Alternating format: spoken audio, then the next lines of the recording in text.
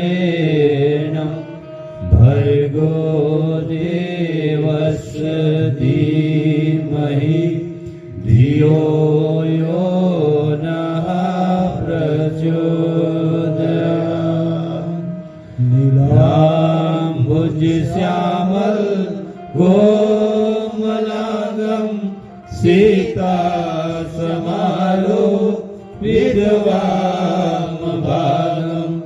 वाणो महासायकचारुचापं नमामि रामं रघुवंशनाथं नमामि रामं रघुवंशनाथं। कर्पूरगौरं करुणावतारं संसारसारं भुजगेन्द्रहारं सदा वसन्तं हृदयारविन्दे भवं भवानी सहितं नमामि भवं भवानी सहितं नमामि। बोले सियावर रामचंद्र की जय, हनुमान की जय, शंकर भगवान की जय, बोले सभी देवी देवताओं की जय।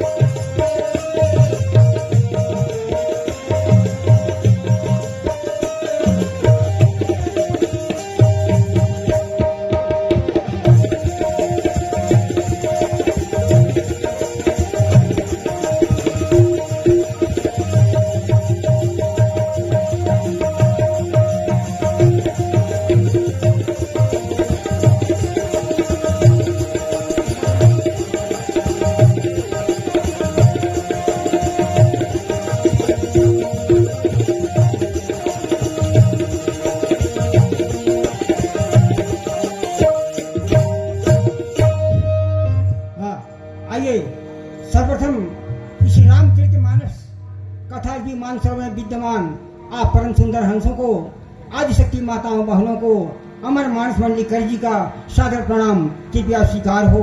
सज्जनों, गोस्वामी जी के सुंदर वाणी से बंदऊ प्रथम महीसुर चरना, मोह जनित संशय सब हरना, सुजन समाज सकल गुरु खानी, करऊं प्रणाम सप्रेम सुबानी। परम आदरणीय श्री रामचरितमानस के मर्मज्ञ इस पवित्र मंच पर आसीन परम विद्वान निर्णायक मंडल, मानस के अधिकारी, उपस्थित श्रोता वृंद, इस कार्यक्रम के परम आदरणीय आयोजक मंडल, अपार हर्ष का विषय है कि इस वर्ष ग्राम बतरा, जिला सूरजपुर, छत्तीसगढ़ की इस पावन धरा पर माघ पूर्णिमा 24वां वर्ष श्री रामचरित मानस गायन वादन प्रतियोगिता आयोजन आज तीसरा दिवस चल रहा है। सज्जनों, बड़ा ही हर्ष है जिसे हमें भी इसमें गोता लगाने का सुंदर अवसर मिला। सज्जनों, आज का पावन कथा प्रसंग गोस्वामी तुलसीदास जी विरचित मानस का प्रथम सोपान बालकांड दोहा क्रमांक 54 से लिया गया है। प्रस्तुत प्रसंग है माता सती का भ्रम, प्रभु श्री रामचंद्र जी का ऐश्वर्य और प्रभुता का वर्णन है। आइए प्रसंगानुकूल वाणी से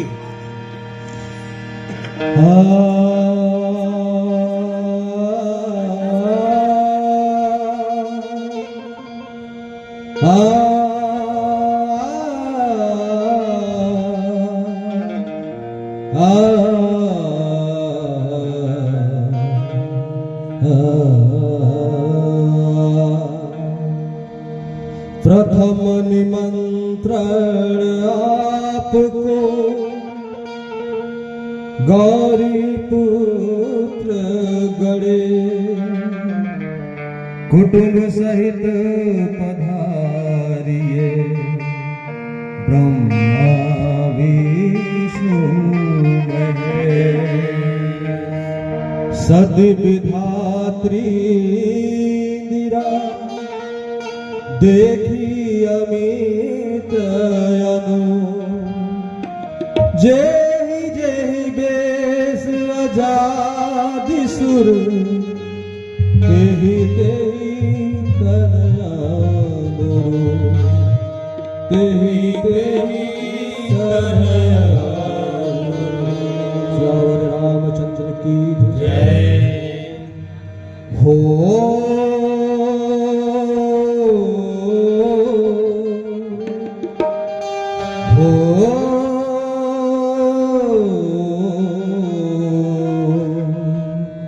अपनी लीला अपनी माया, अपनी लीला अपनी माया, अपनी लीला अपनी माया, अपनी लीला अपनी माया।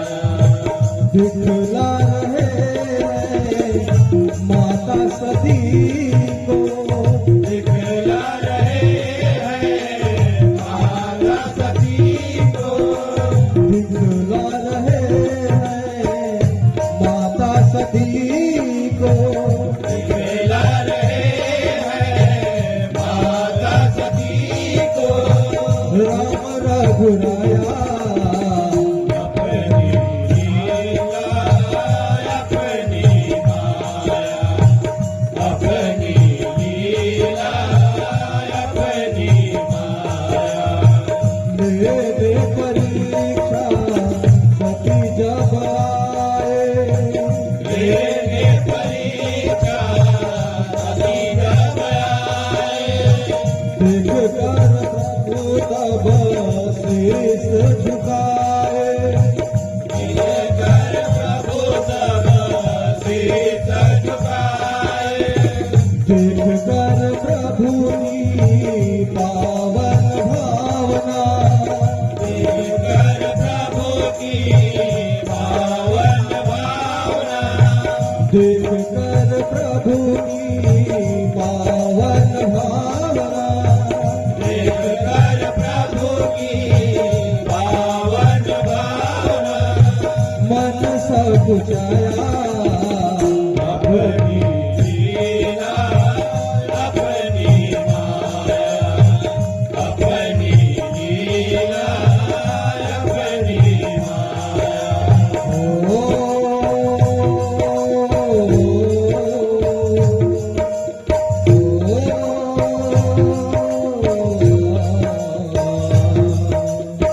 देखे जहाँ रघुपति जेते, शक्ति न सहित सकल सुर देते, जीव चराचर जो संसारा, एक सकलया अनेक प्रकारा। पूजहि प्रभु देव बहु बेसा, राम रूप कदू सर नहीं देखा अवलोके रघुपति बाहु तेरे सीता सहित नवेश गणे सोई रघुबर सोई लक्ष्मण सीता देखी सती अति भई सविता हृदय वदन सुधिक चुनाहि नयन मोहि बैठे मगमाहि बहुरी बिलोके नयन उधारी कछु न दिखत दक्ष कुमारी पुनि पुनि नाय रामपद सीता चली जहाँ जहाँ रहे गिरीता दिखला रहे माता सती को दिखला रहे हैं माता सती को रघुरैया अपनी लीला अपनी माया अपनी लीला अपनी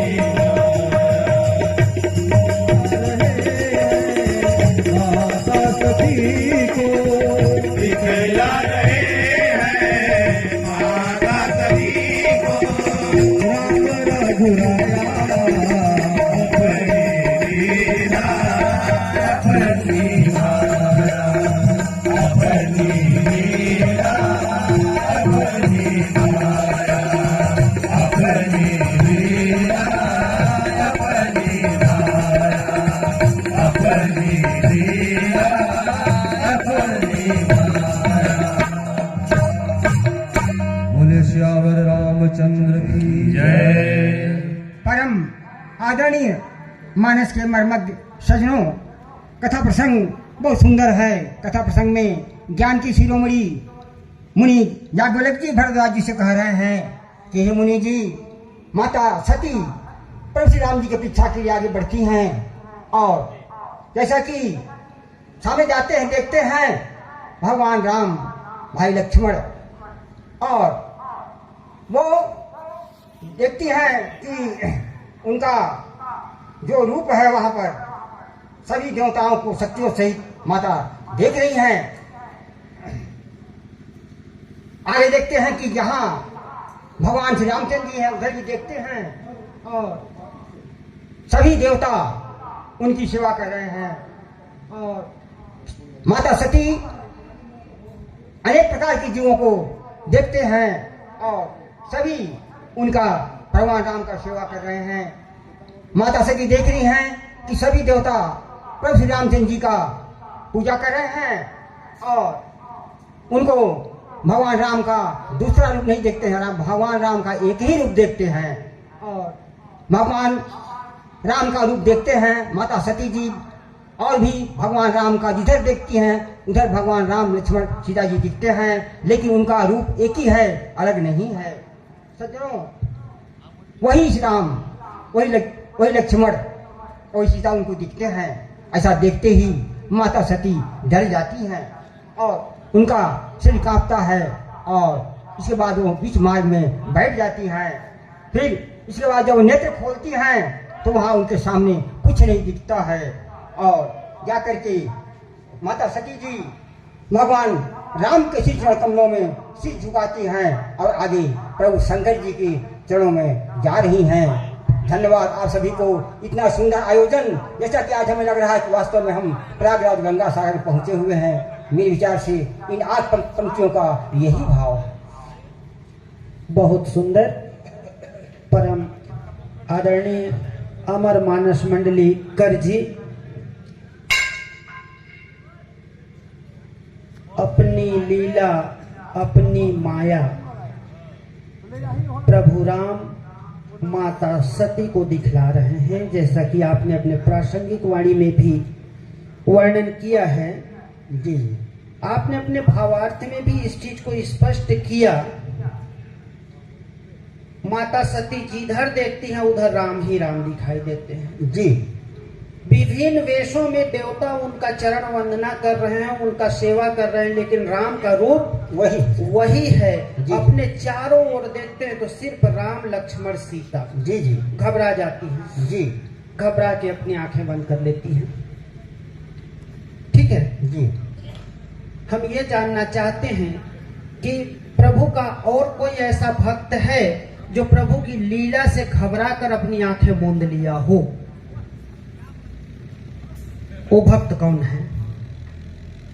कि परम आदरणीय नायक महोदय जी, जैसा कि मार्ग में जब भगवान राम बन जा रहे हैं उस समय सुतीक्षण मुनि भगवान का ध्यान करके सोचते कि भगवान आ रहे हैं, और सोचते ही उनके दिल में ऐसा गदगद पुलकावली हो जाता है। नहीं, आप थोड़ा सा भटक रहे हैं। आप ठीक है, सुतीक्षण मुनि जी भी हैं, लेकिन उन्होंने लीला से घबरा कर अपनी आंखें बंद नहीं की हैं। मेरा प्रश्न यह है कि जिस प्रकार माता सती प्रभु की लीला से घबरा कर अपनी आंखें मूंद लेती हैं, ऐसा मानस में और कौन भक्त है जो प्रभु की लीला को देखकर घबरा कर अपनी आंखें बंद कर लिया हो, अपनी आंखें मूंद लिया हो? परम श्रद्धे, जहाँ तक मुझे स्मरण हो रहा है, बाल्यावस्था में जब प्रभु श्री राम जी अपना विराट रूप माता कौशल्या को दिखाते हैं तो उनके अद्भुत और पारब्रह्म ब्रह्म स्वरूप विराट रूप को देखकर माता कौशल्या घबरा जाती हैं और उस समय घबराहट के मारे अपने नेत्रों को बंद कर लेती हैं। चलिए ठीक है, लेकिन वहां पर भी आप देखेंगे माता कौशल्या और प्रभु राम के बीच एक सौदा होता है कि तुम्हारी माया मुझे कभी न व्यापे। ठीक ना? प्रभु कहते हैं मैया इस बात को किसी को मत बतलाना कि मैंने तुम्हें अखंड रूप दिखाया था, विराट रूप दिखाया था। आंखें बंद नहीं करती हैं माता कौशल्या। यहाँ वहां दुई बालक देखा, ये वाली बात जो आप कह रहे हैं जी है ना? और पहुंचने का प्रयास कीजिए, बड़ा सरल सा है। सर, जब माता सीता को रावण हट ले जाता है जी, तो अशोक वाटिका के नीचे माता सीता भगवान का ध्यान करती है। नाम पाहरु दिवस ऋषि, ध्यान तुम्हार कपाट, लोचन निज प्रजंति जाहि प्राण की। दादाजी आप फिर भटक गए। मेरा प्रश्न को समझिए। मेरा प्रश्न है, माता सती प्रभु की लीला से घबराकर आंखें बंद कर लेती हैं, उसी प्रकार प्रभु का और ऐसा कौन भक्त है जो उनकी लीला से घबराकर अपनी आंखें बंद कर लिया हो? माता जानकी को लीला दिखाएंगे, आदि शक्ति को लीला तो नहीं ना दिखाएंगे। ठीक है सर। चलिए समाधान किया जाए। काक भूसुंडी जी, जी जी, याद आ गया? काक सुन लीजिए। उत्तरकांड दोहा क्रमांक 79 79।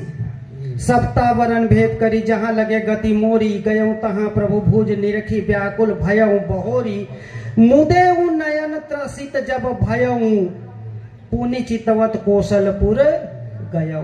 बहुत सुंदर सर। उन्होंने भी अपनी आंखें घबरा करके बंद कर ली थी, जी। जिस तरह माता सती अपनी आंखें घबरा कर बंद कर ली हैं। जी जी, स्पष्ट हो गया? बिल्कुल। कहीं किसी को कोई आपत्ति नहीं सर, नहीं ना? जी नहीं। मानस प्रश्न पर चले। जी जी, चलिए मानस प्रश्न के लिए। धन्यवाद सर जी। अमर मानस मंडली करजी जिला कोरिया शानदार बेहतरीन सुमधुर सरस प्रस्तुति के लिए आप सबों का हार्दिक साधुवाद। इस मंच में अभिनंदन है, स्वागत है, वंदन है। आइए मानस प्रश्न की ओर चलें। मैं आपसे मानस प्रश्न में यह बात जानना चाहता हूं, कैकेयी के संबंध में चर्चा हो। कैकेयी के चरित्र से आप क्या समझ पा रहे हैं? कैकेयी को किस श्रेणी में रखा जाए? जी सर, प्रश्न दोबारा करेंगे सर। कैकेयी के बारे में प्रकाश डालना है। कैकेयी के बारे में आप क्या विचारधारा रखते हैं अपना? जी जी बहुत ही संदेशपरक और व्याख्यात्मक प्रश्न परम श्रद्धेय आपका। जहां तक हमारे विचार की बात है कैकेयी के संबंध में, तो कैकेयी जो है वास्तव में जनमानस कैकेयी को गलत समझते हैं, उनको कुमाता कहते हैं, किंतु कैकेयी ने जनहित के लिए जो त्याग किया, जो बलिदान दिया, वह अनुकरणीय है, सराहनीय है। क्योंकि यदि कैकेयी भगवान राम को वनवास नहीं भेजती तो संसार में सत्य, धर्म और न्याय की स्थापना नहीं होती। और जिस राम को हम आज आदर्श स्वरूप में देखते हैं, मर्यादा पुरुषोत्तम मानते हैं, जिनके गुणों का अनुकरण करते हैं, वो वन जाने के बाद ही वो सारे उपलब्धियों को हासिल कर पाए हैं। कहने का तात्पर्य कि कैकेयी ने जनहित के लिए, जन कल्याण के लिए सारा अपयश अपने ऊपर लिया, तो वो बहुत ही पूजनीय है, वंदनीय है, नमनीय है। यही विचार मैं रखना चाहूंगा। बहुत सुंदर, शानदार आपका कहना। कैकेयी त्याग की प्रतिमूर्ति है, जी जी जिसके त्याग के बारे में ध्यान नहीं दिया गया। जी जी ध्यान देना चाहिए था। कैकेयी जानती थी कि मैं जिस कर्म को करने जा रही हूं, इस कर्म को करने के बाद भरत जीवन भर मुझे मां नहीं कहेगी, और भरत जी ने उन्हें अंत तक क्षमा नहीं किया, आज तक क्षमा नहीं किया, जी और उसको आज तक कैकेयी दंड सहते आ रही है। जी बिल्कुल। बहुत सुंदर आपने कहा।